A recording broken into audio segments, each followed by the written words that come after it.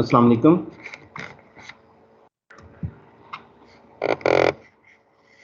वालेकुम वालेकुम सलाम। अस्सलाम। I see that the attendance is still low. Is there any specific reason for that?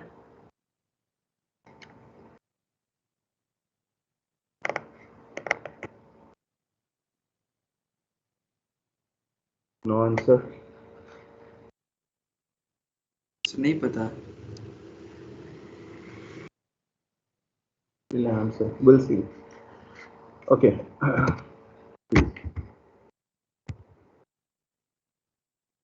So last time we talked about these elementary and non-elementary reactions. बात हमने ये की थी कि किसी रिएक्शन का जो मास बैलेंस है, एक minute, let me excuse start. Me sir. जी जी, सर रिकॉर्डिंग स्टार्ट। मैंने इसीलिए एग्जिट किया बेटे।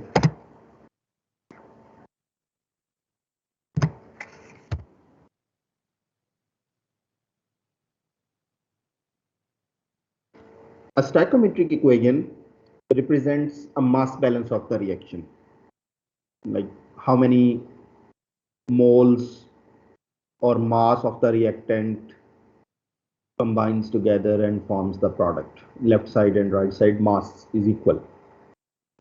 But how does that reaction happen in actual? For example, if a reaction A plus B goes to some products is happening, then at some point we are assuming that molecules of A and B collide with each other with sufficient energy so that they form a bond together. Now, greater the number of these collisions, greater is the rate of reaction.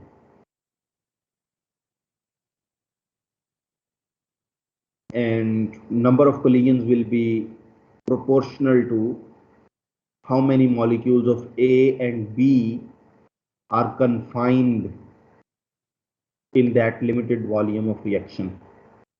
अगर एक कमरे में दो लोग हों, so the chances of them colliding while exiting the room are pretty small. लेकिन अगर मैं उसी कमरे के अंदर 50-60 लोग इकट्ठे कर दूं और फिर उन्हें कहूं कि जी इस दरवाजे में से बाहर निकलें, तो then the chances of them getting too close to each other will be much higher. तो बेसिकली जैसे जैसे आप एक स्मॉलर वॉल्यूम में ज़्यादा मॉलिक्यूल्स को पैक करते हैं, नंबर ऑफ कोलिजन्स पर यूनिट वॉल्यूम इंक्रीज कर देते हैं. Number of molecules per unit volume is simply concentration. So this gives rise to this basic rate equation, that rate of a reaction should be proportional to the concentration of reactants. So minus RA is proportional to CA multiplied by CB, and to eliminate the proportionality we include K, which is a rate constant. ऐसे reactions जिनमें stoichiometric equation which represents mass balance and rate equation which represents reaction kinetics, ये दोनों एक दूसरे को correspond कर रही हों, उन्हें हम कहते हैं elementary reaction. और ऐसे रिएक्शंस जहां रेट इक्वेशन कुछ और कह रही हो और स्टाइकोमेट्रिक इक्वेशन कुछ और कह रही हो, इन्हें हम कहते हैं non elementary reaction.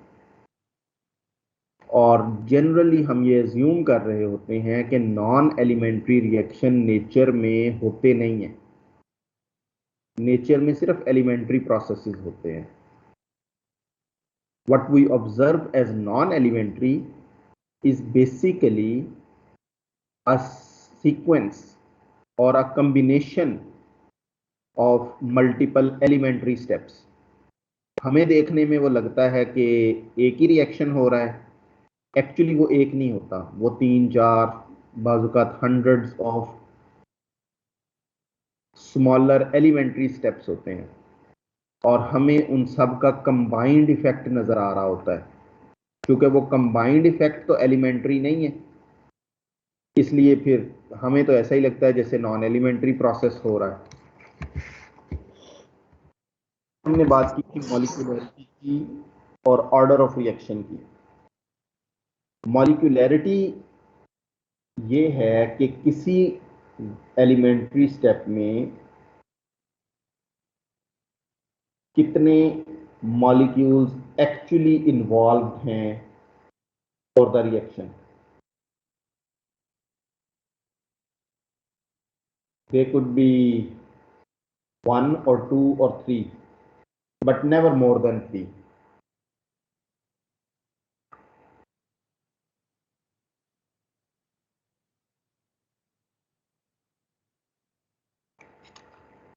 So molecularity 1 means एक ही मॉलिक्यूल है वही रिएक्ट कर रहा है। मॉलिक्यूलरिटी 2, मॉलिक्यूलरिटी 3, ये तो पॉसिबल है, इससे ज़्यादा मॉलिक्यूलरिटी होती नहीं। और मॉलिक्यूलरिटी सिर्फ और सिर्फ एलिमेंट्री प्रोसेस की होती है, नॉन एलिमेंट्री प्रोसेस की मॉलिक्यूलरिटी डिफाइंड ही नहीं है। इसी तरह जो दूसरी टर्म है वो है ऑर्डर ऑफ रिएक्शन। तो जब हम रेट इक्वेशन लिखते हैं -RA is equal to K CA raise to power something, CB raise to power something. अब ये जो पावर्स हैं ये बेसिकली बता रही हैं how sensitive your overall rate of reaction is to individual concentrations. अगर पावर 1 है तो इसका मतलब है -RA is proportional to CA raise to power 1। Concentration को डबल कर दूंगा तो रेट भी डबल हो जाएगा। अगर पावर 2 है तो -RA is proportional to CA squared, and that would mean अगर आपने कंसंट्रेशन डबल कर दी तो रेट ऑफ रिएक्शन 4 गुना बढ़ जाएगा। एंड दैट ऑल्सो मीन्स कि अगर आपने कंसंट्रेशन आधी कर दी तो रेट ऑफ रिएक्शन 1/4 रह जाएगा। तो ऐसे रिएक्शन ज्यादा कंसंट्रेशन सेंसिटिव होंगे। फर्स्ट ऑर्डर जो है वो कम कंसंट्रेशन सेंसिटिव होगा। जीरो ऑर्डर बिल्कुल कंसंट्रेशन सेंसिटिव नहीं होगा क्योंकि उसके अंदर कंसंट्रेशन का इफेक्ट सिरे से आएगा ही नहीं। Anyway, order of a reaction जो है ना ये हर कंपोनेंट की रिस्पेक्ट से अलग अलग होता है। तो ए की रिस्पेक्ट से अलग ऑर्डर है, बी की रिस्पेक्ट से अलग है।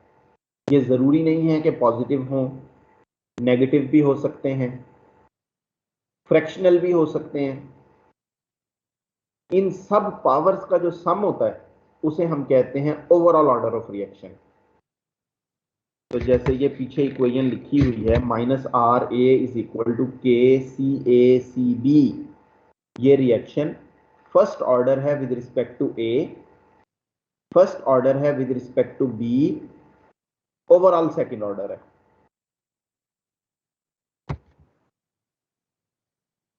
और ये हमने रेट कांस्टेंट के यूनिट देखे थे कि लेफ्ट साइड पे हमेशा रेट इक्वेशन में यूनिट आने हैं मोल्स पर क्यूबिक मीटर पर सेकंड या moles per unit volume per unit time. Right side पे आना है concentration which is moles per unit volume. लेकिन कंसंट्रेशन की कुछ पावर भी होगी, वो 1 भी हो सकती है, लेकिन वो 2, 3, 1.5 वो कोई भी नंबर हो सकता है पावर में। अब वो जो कंसंट्रेशन की पावर है ना वो डिक्टेट करेगी कि रेट कांस्टेंट के यूनिट क्या होने चाहिए, क्योंकि ओवरऑल रेट इक्वेशन के यूनिट हमें पता है, वो हैं मोल्स पर यूनिट टाइम पर यूनिट वॉल्यूम या कंसंट्रेशन पर यूनिट टाइम। तो राइट साइड पे फिर कंसंट्रेशन के यूनिट जो भी होंगे वो डिक्टेट करेंगे कि रेट कांस्टेंट के यूनिट क्या होंगे। और ये ज़रूरी नहीं है कि एक इक्वेशन में अगर मल्टीपल रेट कांस्टेंट्स आ रहे हैं तो सबके यूनिट बराबर हों। किसी के और हो सकते हैं, किसी के और हो सकते हैं, रेट कांस्टेंट डायमेंशनलेस भी हो सकता है, एटसेट्रा। अब हम आगे चलते हैं। How do we represent elementary and non elementary reactions? जैसे हमने कहा कि हम आम तौर पे रेट को लिखते हैं इन टर्म्स ऑफ कंसंट्रेशन, लेकिन कंसंट्रेशन लिखना जरूरी नहीं है। हम रेट को किसी भी ऐसी चीज के साथ लिंक कर सकते हैं जो प्रोपोर्शनल टू कंसंट्रेशन हो।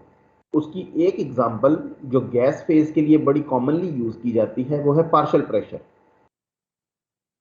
देखिए, अगर मैं आपको आइडियल गैस लॉ याद करवाऊं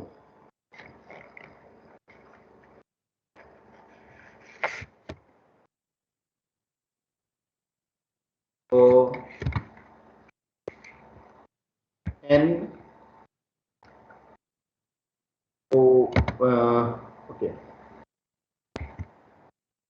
n divided by v is equal to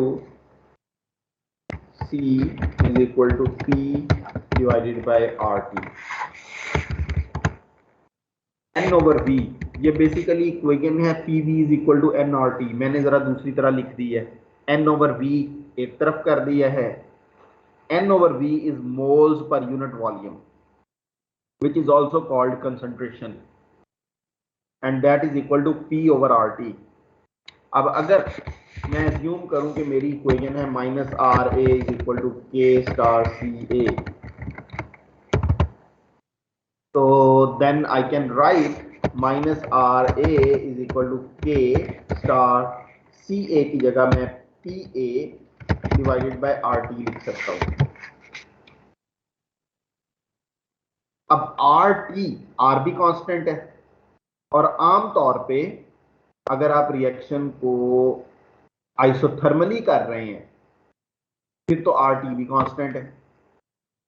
अगर आइसोथर्मल नहीं है तो फिर टेम्परेचर कांस्टेंट नहीं होगा, लेकिन कांस्टेंट है तो then you simply have minus R is equal to K divided by R T. ये सारे का सारा एक नया कांस्टेंट बन गया मल्टीप्लाइड बाय पी ए, और मैं इस इक्वेशन को लिख सकता हूं minus R is equal to K prime star P A. अब देखें इस इक्वेशन में minus R A is equal to K C A और minus R A is equal to K prime P A, ये दोनों सिमिलर इक्वेशंस है। फर्क कहां पे आया है? के और के प्राइम में।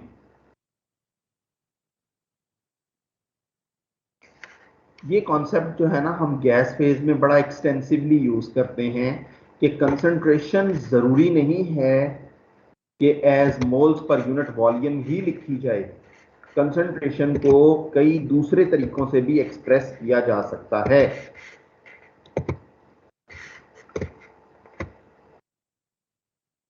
जो इसमें इंपॉर्टेंट चीज है कि आप जैसे मर्जी कंसंट्रेशन को चेंज करें, किसी और एक्सप्रेशन में लिख दें लाइक पार्शियल प्रेशर में, ऑर्डर ऑफ रिएक्शन नहीं बदलेगा।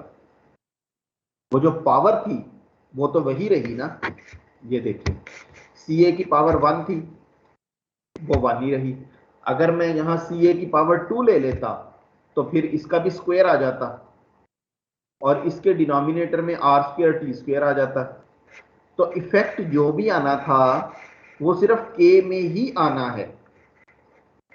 ऑर्डर ऑफ रिएक्शन में कभी इफेक्ट नहीं आता इस ट्रांसफॉर्मेशन का। सो ये जो लाइन है ना, whatever measure we use leaves the order unchanged, however it will affect the rate constant. Rate constant change होगा, इस किस्म की चेंजेस से ऑर्डर कभी चेंज नहीं होगा। ठीक है। दूसरी चीज जो हमें जहन में रखनी चाहिए वो है कि एलिमेंट्री रिएक्शंस की स्टाइकोमेट्री भी आमतौर पे ऐसे लिखी जाती है जैसे कि मॉलिक्यूलरिटी रिप्रेजेंट हो जाए। एक एग्जांपल यहां पे दिखी गई है, 2A goes to 2R। एक रिएक्शन है, दो मॉलिक्यूल्स A के दो मॉलिक्यूल्स R में कन्वर्ट हो रहे हैं। अगर ये एलिमेंट्री रिएक्शन है तो स्टाइकोमेट्रिक कोएफिशिएंट और उसकी रेट इक्वेशन में ऑर्डर सेम होने चाहिए।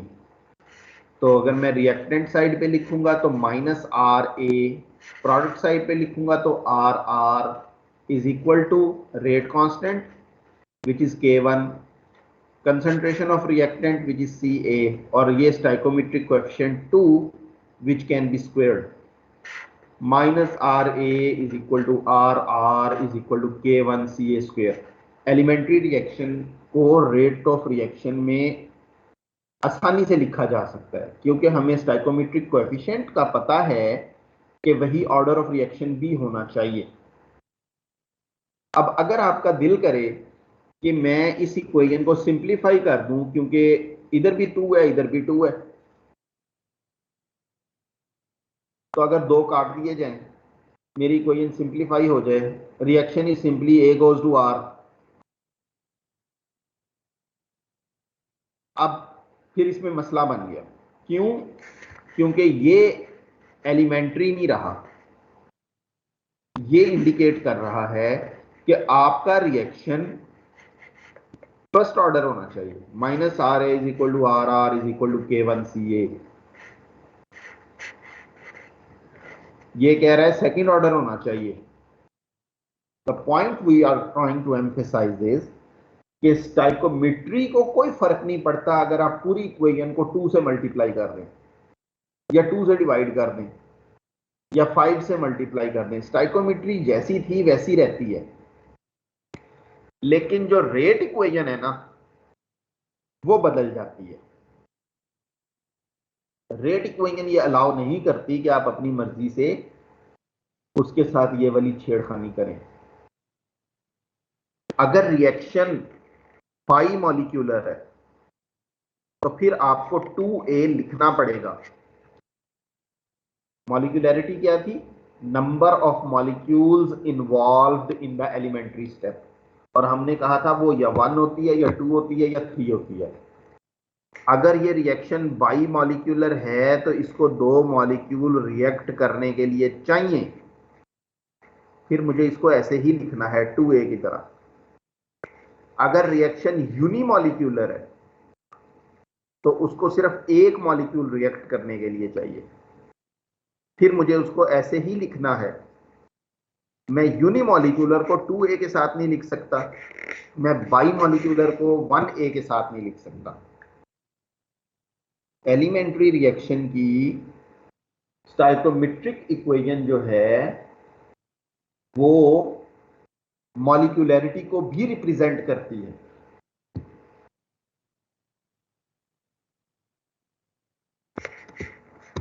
Bottom line, we must be careful to distinguish between one particular equation that represents the elementary reaction, which means the molecularity of that reaction, and many possible representation of stoichiometry.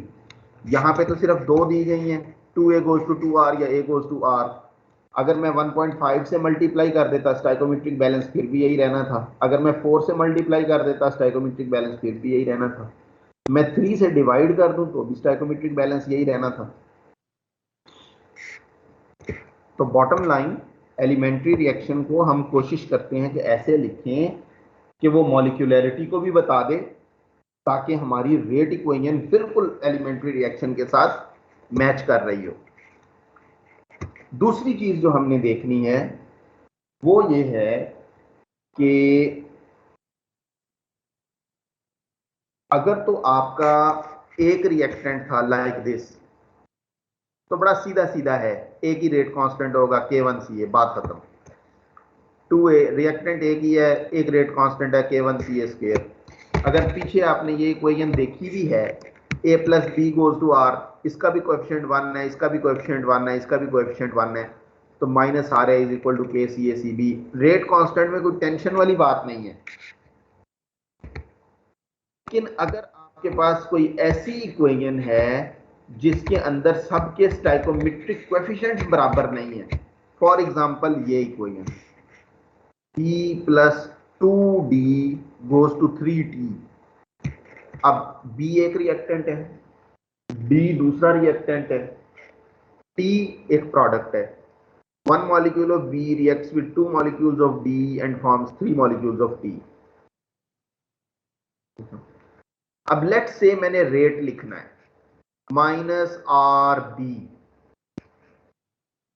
Is equal to K B. अब ये के B क्यों लिखा है अभी आप आगे देखेंगे, बट मैं रेट कांस्टेंट को लिंक कर रहा हूं कि मैं किसकी रिस्पेक्ट से रेट कांस्टेंट लिख रहा हूं, के बी। पहला मॉलिक्यूल सी बी, इसका कोएफिशिएंट 1 है, इधर पावर 1 आ गई। दूसरा मॉलिक्यूल 2D, तो पावर 2 आ जाएगी, CD square. If rate is measured in terms of B, then rate equation is this. अगर मैं रेट इक्वेशन लिख दूं इन टर्म्स ऑफ D, तो फिर मैं लिखूंगा minus R D is equal to K D C B C D square. वो तो वही पार्ट रहना है ना, इसमें तो कोई चेंज नहीं आनी। 1 stoichiometric coefficient means power 1, 2 stoichiometric coefficient means power 2। और अगर मैं प्रोडक्ट के रिस्पेक्ट से लिख दूं, तो प्रोडक्ट के लिए रेट तो इसी तरह लिखा जाएगा, लेकिन प्लस साइन के साथ R T is equal to K T C B C D square. अब तीनों इक्वेशन में आप देखें C B C D square same है। मैंने के को लेकिन लिखा है with respect to B, with respect to D, with respect to T, अलग अलग। चैप्टर की पहली इक्वेशन जो थी वो ये कहती थी कि तमाम स्पीशीज का रेट लिखें, डिवाइड कर दें by stoichiometric coefficient, and that becomes equal. यही काम हम यहां पे कर रहे हैं। Minus R B divided by 1 minus R D divided by 2 R T divide by 3 equal हो जाएंगे। रिएक्टेंट के लिए माइनस इन दोनों में आएगा, प्रोडक्ट के लिए प्लस इधर ये है, और नीचे इनके स्टोइकोमेट्रिक कोएफिशिएंट है। इसके नीचे 1 था, वो लिखा नहीं गया, ये एक्चुअली है माइनस आर बी ओवर 1, ये है माइनस 1 ओवर 2 आर डी, ये प्लस 1 ओवर 3 आर टी। अब अगर मैं इसमें ये सब्सटीट्यूट करूं कि आर बी क्या था जी, k B C D square, R D क्या था जी, k D C D square, R T क्या था जी, k T C D square. अब C B C D square वाली टर्म हर एक में है, तो ये कैंसिल हो जाएगी। पीछे क्या बचा, K B is equal to half times K D is equal to 1/3 times K T. तो रेट कांस्टेंट हर केस में एक दूसरे में कन्वर्ट तो हो सकते हैं, लेकिन इक्वल नहीं है। अगर आपको एक पता है तो आप बाकी सारे कैलकुलेट तो कर लेंगे। Why did that happen? इसलिए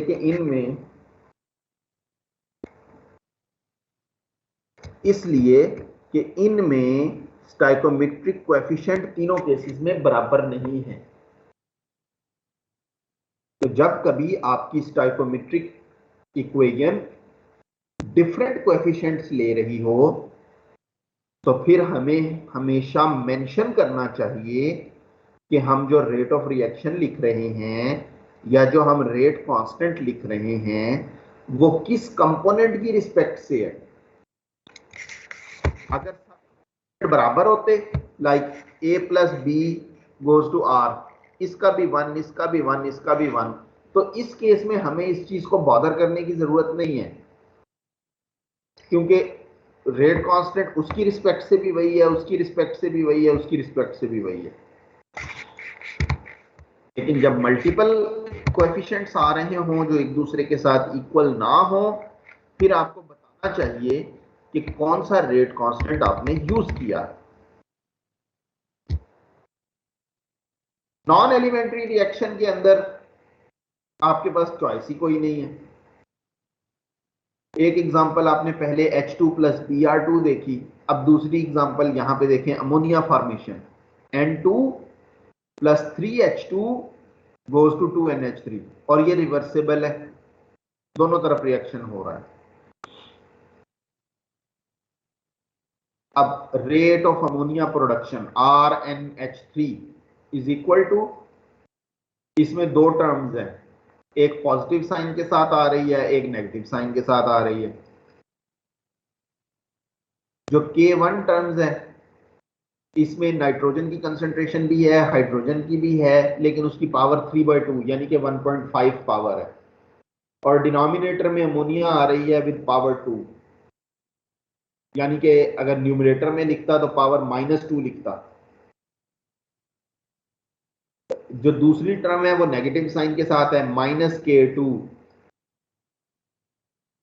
न्यूमरेटर में NH3 की कंसंट्रेशन, डिनोमिनेटर में हाइड्रोजन की कंसंट्रेशन, पावर 1.5।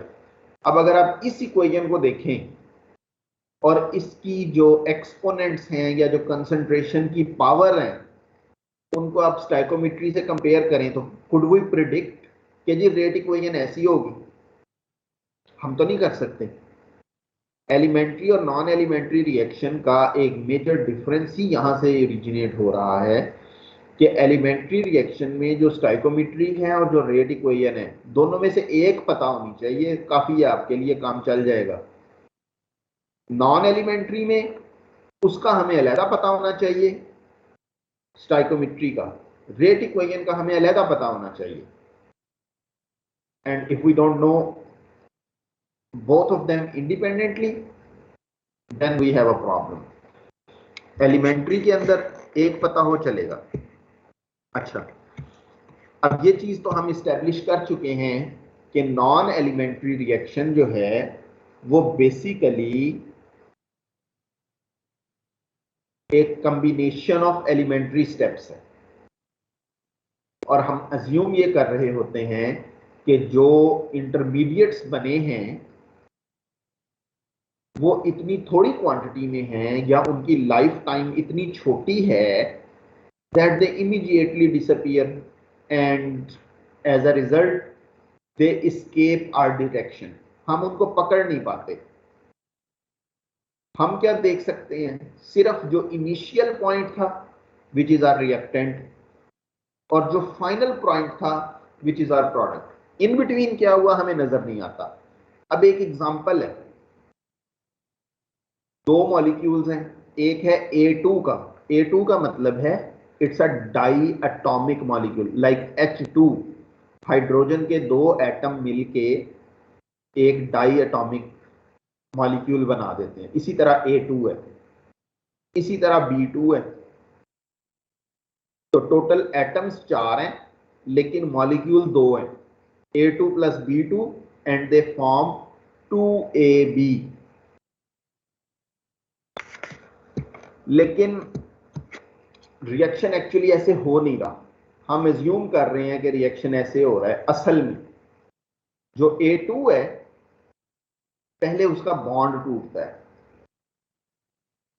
तो वो जो A2 मॉलिक्यूलर स्पीशीज थी उससे दो एटॉमिक स्पीशीज बन गई, 2 टाइम्स A*। और A* जो है ना वो हाइपोथेटिकल एटॉमिक इंटरमीडिएट है जिसका हमें पता नहीं है कि ये वाकई ऐसे था या नहीं। हम एज्यूम कर रहे हैं कि ये ऐसे हुआ। अब ये जो A* है ना, because it is atomic in nature, तो इट इज हाईली रिएक्टिव। इसको जो चीज पास मिलती है इट जस्ट अटैक्स इट। तो लेट्स से इसको अटैक करने के लिए एक B2 का मॉलिक्यूल मिल गया, and what does that do to that molecule? उसमें से एक एटम को ये अपने साथ मिला लेता है, प्रोडक्ट बन जाती है AB। लेकिन अब जो B2 के मॉलिक्यूल में दूसरा एटम था B का, अब वो फारग हो गया, वो अनकोऑर्डिनेटेड है। Now it is that reactive intermediate B*। और अगर अगर जो A* आपका बना था उसे यही B* मिल जाए रिएक्ट करने के लिए, तो you still get the product. अब ये जो एस्टेरिक या स्टार डाला गया है ये रिप्रेजेंट करता है उन स्पीशीज को जिनको हम इंटरमीडिएट कह रहे हैं। हम कह रहे हैं कि they do not have stability, they form and they disappear. और जितनी देर वो फॉर्म हुई है उतनी देर अगर उन्हें कुछ मिल जाए तो दे रिएक्ट। वो ए भी हो सकता है, वो बी भी हो सकता है, वो ए बी भी प्रोडक्ट भी हो सकता है, एनीथिंग। लेकिन ये जो हमने 2-3 रिएक्शंस यहां पे लिखे हैं, इनको हम कहते हैं कि ये सब के सब एलिमेंट्री हैं। और इस एलिमेंट्री की अजम्पशन का फिर क्या फायदा है? हमें यहां पे एलिमेंट्री रिएक्शन की स्टाइकोमेट्री लिखी हुई नजर आ रही है। इन सारों की रेट इक्वेशन मैं डायरेक्ट लिख सकता हूं। फॉर एग्जांपल, पहले रिएक्शन के लिए मुझे लिखना चाहिए के फॉरवर्ड कंसंट्रेशन ऑफ A2, और पहले में जो बैकवर्ड है मुझे उसके लिए लिखना चाहिए के रिवर्स A स्टार स्क्वेयर्ड। इसी तरह जो दूसरा है, अगर उसका फॉरवर्ड रिएक्शन देखूं तो के forward A star multiplied by B2। Reverse direction में देखूं तो के reverse AB multiplied by B star. तो मैं इन सब की रेट इक्वेशन लिख सकता हूं क्योंकि ये मेरे एलिमेंट्री स्टेप्स हैं और ये मेरा ओवरऑल नॉन एलिमेंट्री है। तो मास बैलेंस के लिए मैं ये यूज करूंगा, रिएक्शन काइनेटिक्स के लिए मैं ये वाला मॉडल यूज करूंगा, और प्रूव ये करूंगा कि अगर इन सब के रेट इक्वेशंस को जमा कर दिया जाए तो मेरे पास ऑब्जर्व्ड रेट इक्वेशन मिल जाएगी। अब ठीक है, आगे हमने कुछ एग्जांपल्स देखनी है जहां पे हम इस चीज को इस्टेब्लिश करेंगे कि how can we predict such kinetic models for a given rate equation. ठीक है, इसमें कुछ टाइप्स हैं। One of those types is free radicals. ये आपने पहले सुना भी होगा। फ्री रेडिकल्स जो हैं, इनके ऊपर अनपेयर्ड इलेक्ट्रॉन्स होते हैं, और वो जो अनपेयर्ड इलेक्ट्रॉन्स हैं दे मेक देम रिएक्टिव।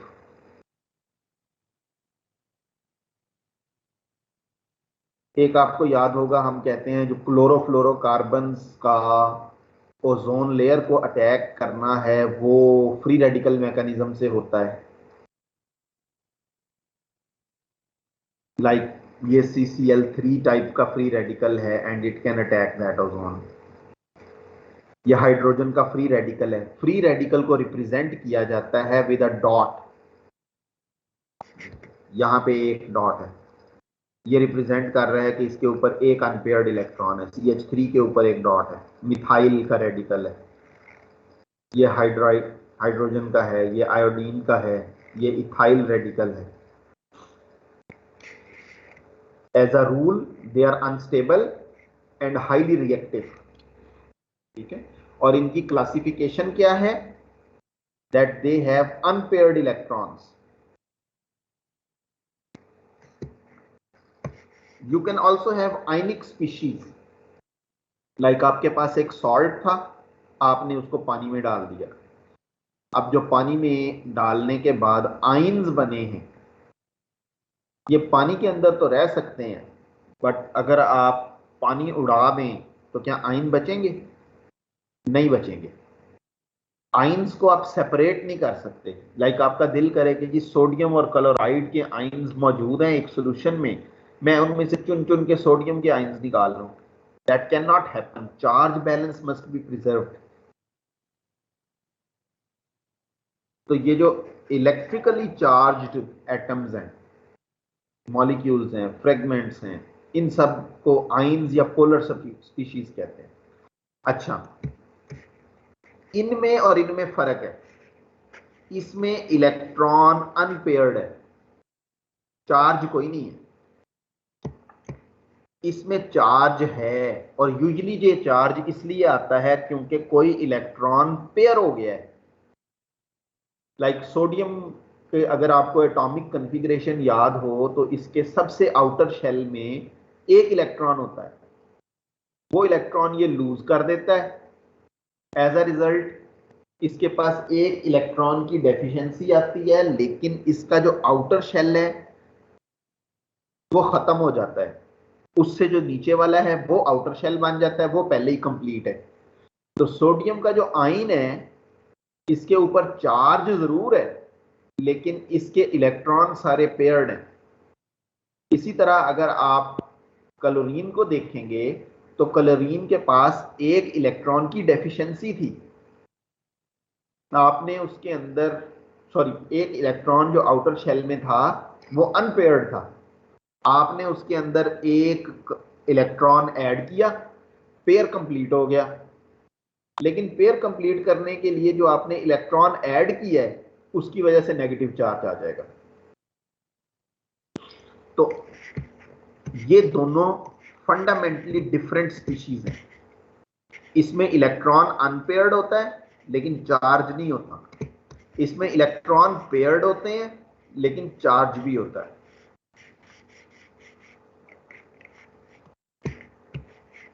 तीसरी जो टाइप है उसे हम कहते हैं मॉलिक्यूलर टाइप।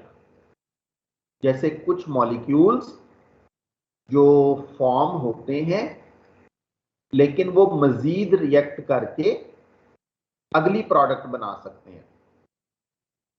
तो बाय नेचर ये मॉलिक्यूल्स ही हैं, ये ना स्पीशी, ये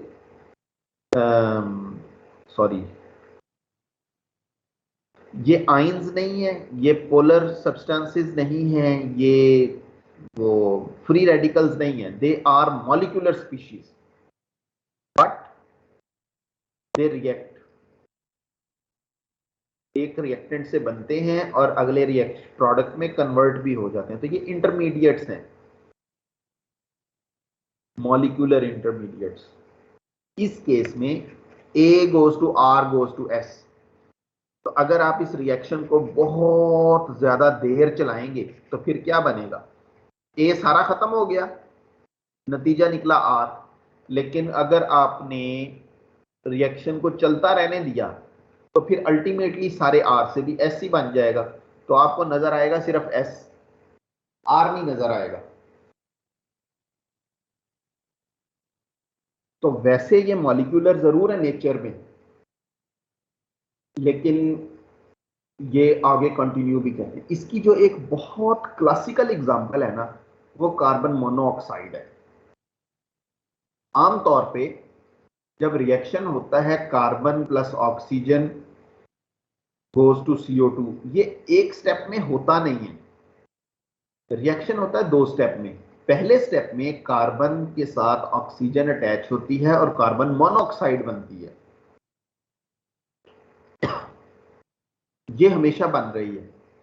अब अगर ऑक्सीजन की एक्सेस मौजूद है तो ये जो कार्बन मोनोऑक्साइड थी ना ये मजीद कन्वर्ट होकर CO2 बना देगी। तो इसका मतलब ये है कि अगर मैं बहुत ज्यादा एक्सेस ऑफ ऑक्सीजन में रिएक्शन करवाऊं तो मुझे तो कार्बन मोनोऑक्साइड नजर नहीं आएगी, मुझे क्या नजर आएगा, कार्बन से कार्बन डाइऑक्साइड। जबकि एक्चुअली हो ऐसा नहीं रहा, हो ये रहा है कि ऑक्सीजन की एक्सेस जितनी भी हो पहले स्टेप में बनती हमेशा कार्बन मोनोऑक्साइड ही है। उसके बाद ये देखें, ये कार्बन से कार्बन मोनोऑक्साइड बन गई, ये वाला स्टेप ये हमारे कंट्रोल में है। अगर ऑक्सीजन डेफिशिएंट इन्वायरमेंट है तो ये स्टेप नहीं होता, आपका रिएक्शन यहां पे खत्म हो जाता है, आपको R नजर आ जाता है। अगर ऑक्सीजन रिच इन्वायरमेंट हो तो ये वाला स्टेप होता रहता है, कार्बन मोनोऑक्साइड बनती जाती है और इमीडिएटली S में कन्वर्ट होती जाती है। तो आपको ऐसा लगता है जैसे R बन ही नहीं रहा, एक्चुअली बन रहा होता है।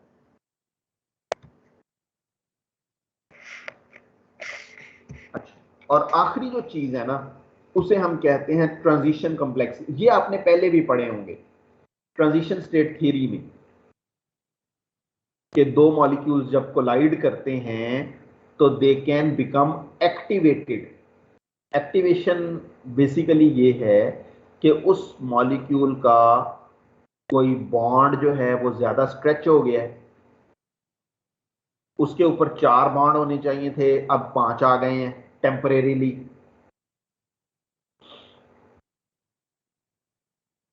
या उसका कोई एंगल बहुत ज्यादा बेंड हो गया है। बॉटम लाइन के मॉलिक्यूल के अंदर कोई ऐसी डिस्टॉर्शन आई है जिसकी वजह से मॉलिक्यूल हाई एनर्जी स्टेट में चला गया। अब नेचुरल फिनोमिना ये है कि उसने अपनी ये एनर्जी लूज करनी है। एनर्जी लूज करके उसने अपनी वापस ओरिजिनल स्टेट में आना है। तो ये वाले जो अनस्टेबल स्पीशीज हैं इन्हें कहते हैं ट्रांजिशन कॉम्प्लेक्स। अगर आप प्रीवियस के साथ कंपेयर करें तो ट्रांजिशन कॉम्प्लेक्स जो हैं इनके ऊपर चार्ज होना जरूरी नहीं है, इनके ऊपर फ्री इलेक्ट्रॉन होना जरूरी नहीं है। इनका प्राइम जो क्राइटेरिया है वो ये है कि they have a much higher energy compare to the reactant molecule because of some internal deformation in the molecule. अब वो डिफॉर्मेशन जो है वो बॉन्ड स्ट्रेचिंग में भी आ सकती है, वो एंगल वाइब्रेशन में भी आ सकती है, वो एडिशनल बॉन्ड्स में भी आ सकती है। उसकी बड़ी टाइप्स हैं, लेकिन कोई ना कोई वजह से आपका मॉलिक्यूल एक हाई एनर्जी स्टेट में चला गया, उसे कहते हैं ट्रांजिशन कॉम्प्लेक्स। तो ये 4 टाइप के इंटरमीडिएट्स हमने पढ़े हैं। हम डिस्कस क्या कर रहे हैं कि अगर हमने नॉन एलिमेंट्री रिएक्शंस का मैकेनिज्म लिखना हो, जैसे ये एक रिएक्शन है A2 + B2 goes to 2AB, और ये नॉन एलिमेंट्री है, तो मैं कैसे पता करूं कि क्या इस रिएक्शन का मैकेनिज्म ये है या कुछ और है? ये तो एक प्रपोजल है ना, A2 goes to 2A star. What if the mechanism starts with B2 goes to 2B star? ये भी तो एक पॉसिबिलिटी थी ना। And there can be other possibilities as well. जो कॉम्प्लेक्स रिएक्शन नेटवर्क होते हैं उसके अंदर कई कई पॉसिबल मैकेनिज्म्स एग्जिस्ट करते हैं, हमें नहीं पता कि इनमें से कौन सा ठीक है। How do we know then कि जी कौन सा सही मैकेनिज्म है और कौन सा बस सही नहीं है? क्योंकि इंटरमीडिएट्स को हम ऑब्जर्व तो कर नहीं सकते। ये हम इंटरमीडिएट्स की कुछ टाइप्स डिस्क्राइब कर रहे हैं। 4 टाइप्स मैंने आपको बताई हैं। पहली टाइप है फ्री रेडिकल, जिनकी कैरेक्टरिस्टिक ये है कि इनके ऊपर अनपेयर्ड इलेक्ट्रॉन होता है, चार्ज नहीं होता लेकिन अनपेयर्ड इलेक्ट्रॉन होता है। दूसरे इंटरमीडिएट्स मैंने आपको बताए हैं आइंस। ये वो हैं जिनमें इलेक्ट्रॉन तो पेयर हो गए हैं लेकिन चार्ज भी मौजूद है, वो पॉजिटिव भी हो सकता है, नेगेटिव भी हो सकता है। तीसरे इंटरमीडिएट मैंने आपको बताए हैं जो मॉलिक्यूलर इन नेचर है। तो इन प्रिंसिपल ये स्पीशीज आइसोलेट की जा सकती हैं, ऑब्जर्व भी की जा सकती हैं, लेकिन under the given conditions of reaction वो हाईली रिएक्टिव है and as a result can not be detected. और मैंने उसकी एग्जांपल दी कि कार्बन से कार्बन मोनोऑक्साइड तो आप बनाएंगे ही पहले स्टेप में हमेशा। What happens to carbon monoxide, ये आपका डिसीजन है। अगर आप ऑक्सीजन डेफिशिएंसी के साथ रिएक्शन करवाएंगे तो कार्बन मोनोऑक्साइड जैसे है वैसे ही रहेगी और आपको लगेगा रिएक्शन हो रहा है A goes to R। अगर आप ऑक्सीजन रिच एनवायरनमेंट दे देंगे तो पहले स्टेप में बनी कार्बन मोनोऑक्साइड, लेकिन उसकी लाइफ इतनी शॉर्ट होगी कि फिर रिएक्शन कार्बन मोनोऑक्साइड पे रुकेगा नहीं, ब्रेक लगेगी CO2 पे जाके और आपको ऐसे लगेगा जैसे रिएक्शन हुआ है C गोes to CO2। तो हम आमतौर पे ऐसे ही कह देते हैं।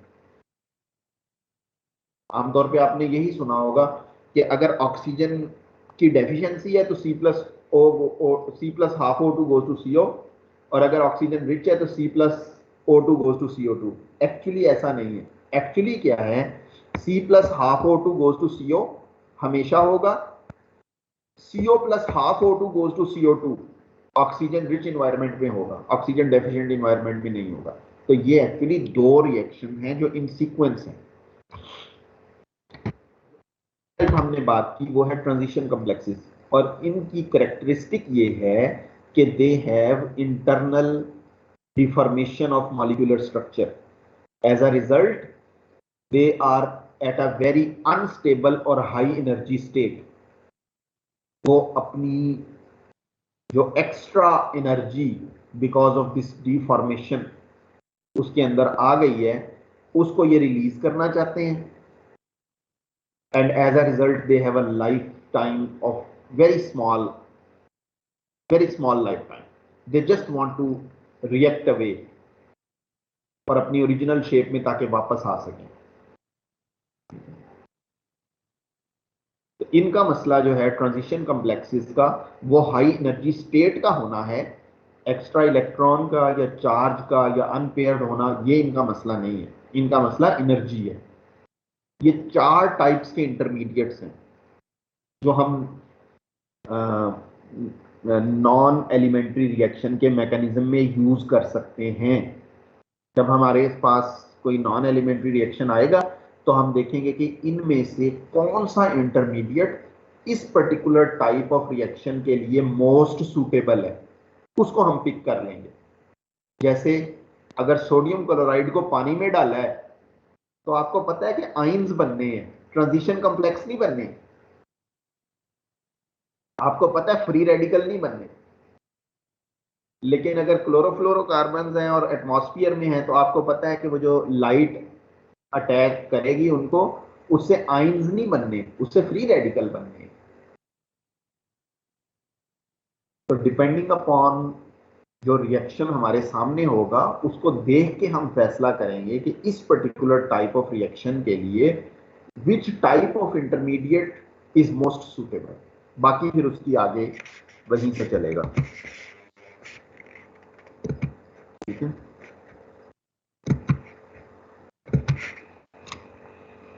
If you have a question now, please feel free to ask.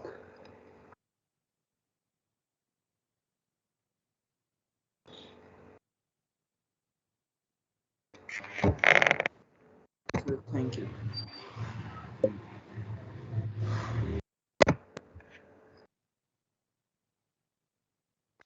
See you on Monday then. Allah Hafiz. Allah Hafiz, sir.